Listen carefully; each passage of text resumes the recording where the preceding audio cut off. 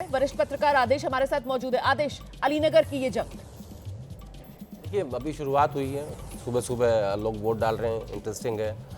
लेकिन मुझे लगता है कि जैसा आप मुद्दे पूछ रहे थे लगातार लोगों से कि महागठबंधन कह रहे हैं कि हम बेरोजगारी पे, अच्छा वो भी ये कह रहे हैं कि अब गुंडा राज नहीं रहेगा, उनका एक फैक्टर ये भी है। और दूसरा मुझे लगता है कि जो सबसे इम्पोर्टेंट बात इस पूरे सिनेरियो में आज चल रही है कि हर तरफ से ही कहा जा रहा है कि नहीं सरकार हमारी बनेगी, लेकिन ये जो चुनाव है मुझे लगता है ये सीट वाइज इलेक्शन है, क्योंकि जिस तरीके से आपने देखा कि कल एक प्रशांत किशोर की पार्टी के उम्मीदवार ने शामिल हो गए बीजेपी के अंदर, तो मुझे लगता है कि ये एक ऐसे फैक्टर हैं जहां सीट वाइज अपने अपने हिसाब से जातिगत समीकरण सेट हो रहे हैं। कौन किसका आज वोट तो और गजब हो गया, क्या? तेज प्रताप यादव की पार्टी के जो उम्मीदवार राघोपुर से, उन्होंने तेजस्वी यादव को समर्थन दे दिया। वो तो एक वीडियो और आया था सामने जिसमें दोनों भाई मिले एक स्टोर के अंदर जहां तेज प्रताप शॉपिंग कर रहे थे एयरपोर्ट के ऊपर, तो उसमें भी आपने देखा होगा काफी लगाव एक दूसरे के प्रति दिखाई दिया था। वो अलग बात है कि राजनीतिक रूप से साथ नहीं है, लेकिन राजनीति में चलता रहता है, बहुत सारे ऐसे राजनीतिक दल है जिसके अंदर जो अलग अलग पार्टीज में रहते हैं। तो मुझे लगता है कि ये जो पूरा चुनाव है ये सीट के हिसाब से चुनाव है, जातिगत समीकरण बहुत ज़्यादा महत्वपूर्ण है। कोई ऐसा कोई मुद्दा नहीं है कि जो पूरे बिहार में एक ही जैसा मुद्दा हो जिसको ये कह सके कि नहीं इस मुद्दे के ऊपर इलेक्शन हो रहा है और महागठबंधन या एनडीए ठीक है, मैं जरा सा आपको रुकूंगी, ग्राउंड पर लेकर चलेंगे दर्शकों को। हमारे सहयोगी अंकित गुप्ता हैं और कुछ जानकारी देना चाह रहे हैं। अंकित जी,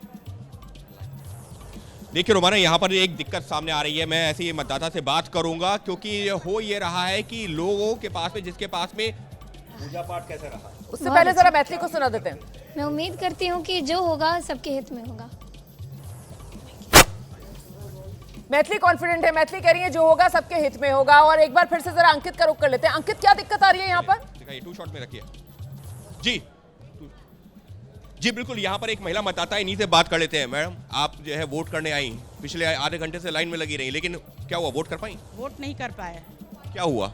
वहाँ पर्ची मांग रहे हैं और बीएलओ ने पर्ची पहुँचाया नहीं। उन्होंने मुझे डिजिटल निकालने को कहा। मतलब पहले ये दिखा रहे थे, देखिए इनके पास में ये डिजिटल पर्ची है। आज की डेट में डिजिटल पर्ची, फिलहाल इनका ये कहना है, जब अंदर वोट करने गई तो क्या कहा गया आपसे? कहा गया कि पर्ची लाइए, नहीं तो नहीं देने दिया जाएगा। लेकिन वोटर लिस्ट में तो आपका नाम है, आपके पास लिस्ट में मेरा नाम भी है, मैंने क्रमांक भी बताया, वोटर आईडी भी दिखाया।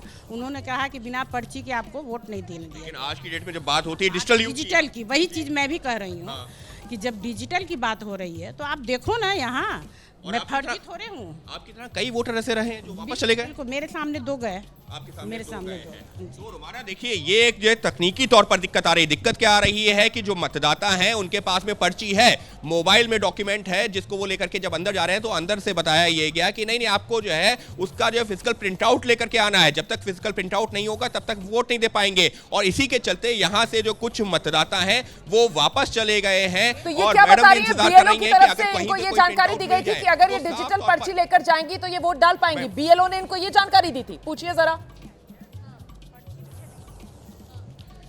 जी बिल्कुल, वही पूछते हैं कि इनका ये कहना है कि इससे पहले पर्ची मिल जाती थी लेकिन इस बार नहीं मिली है।